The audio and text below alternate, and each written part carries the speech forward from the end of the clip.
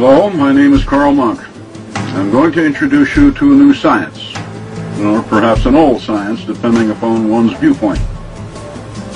It is the science of geomathematics, as taught to us by the pyramid matrix. The pyramids, an unsolved mystery until now.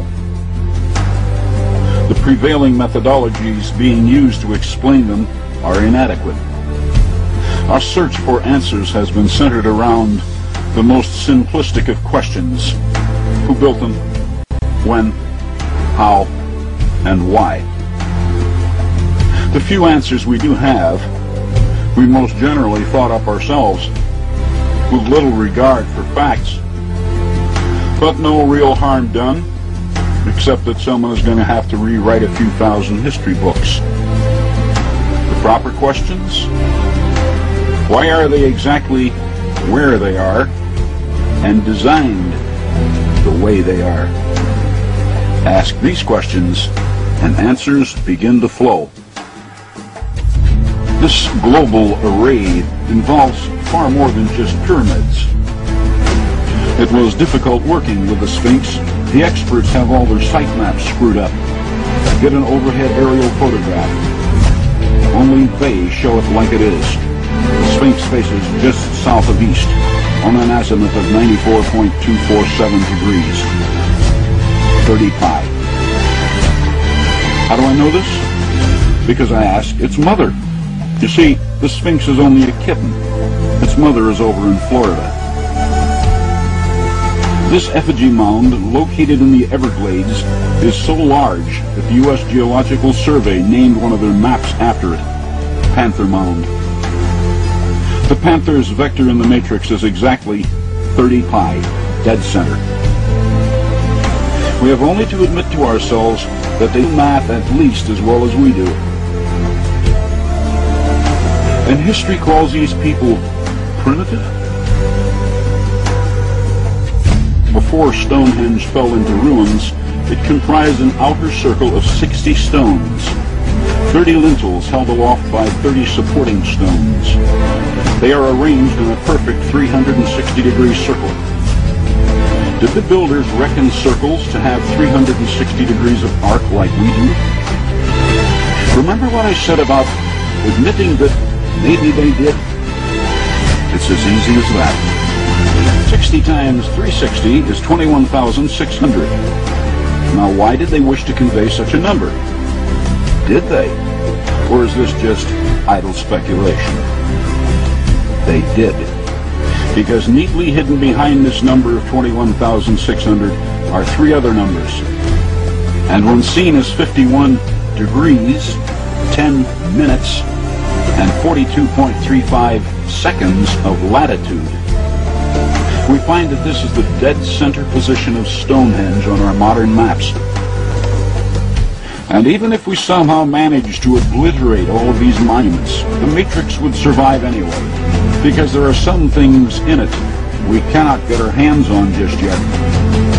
Here we are running the Great Pyramid's data once again.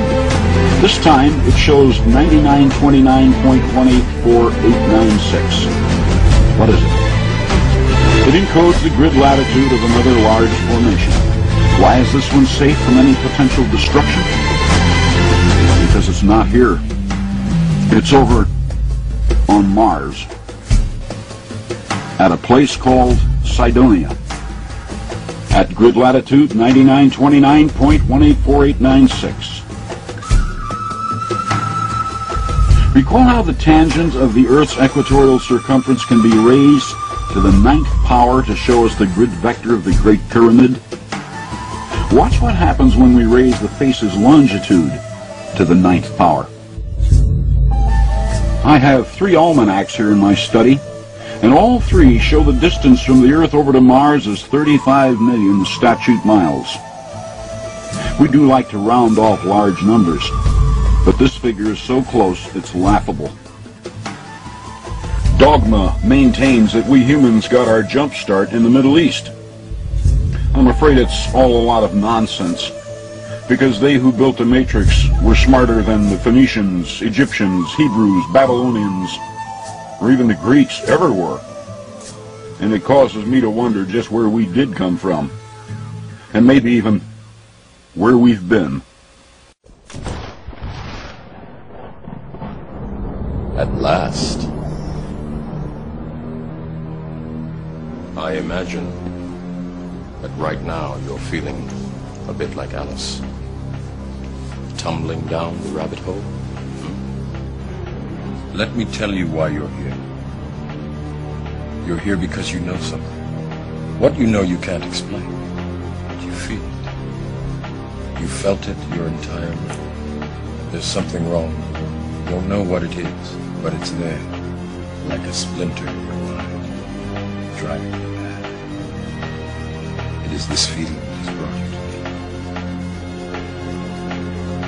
me. Do you want to know what it is?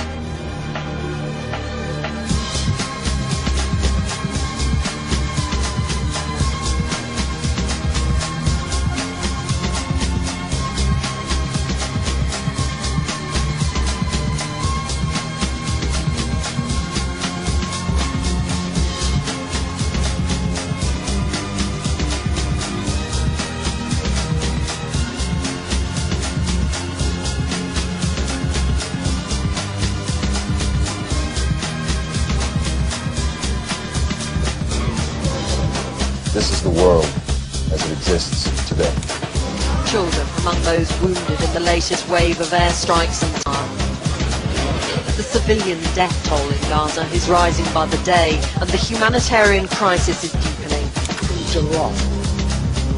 And it's time that some of us woke up to this reality, to understand that people who try to maintain empires and great empires do it by manipulating the people they're trying to conquer. Control. You have to let it all go, Neo.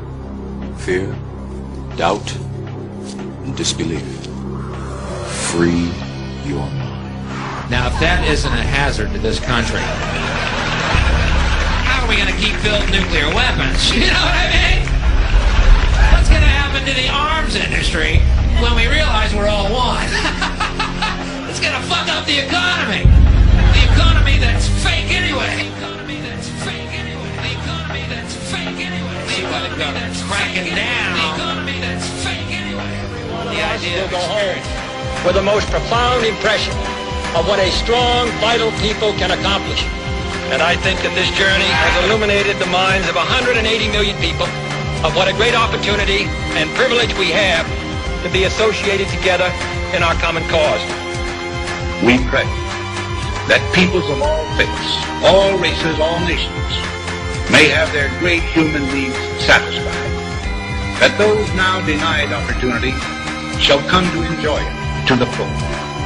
Those who have freedom will understand also its heavy responsibility, that all who are insensitive to the needs of others will learn charity, and that the sources, scourges of poverty, disease, and ignorance will be made disappear from the earth, and that in the goodness of time, all people will come to live together in a peace guaranteed by the binding force of mutual respect and love. Thank you, and good night.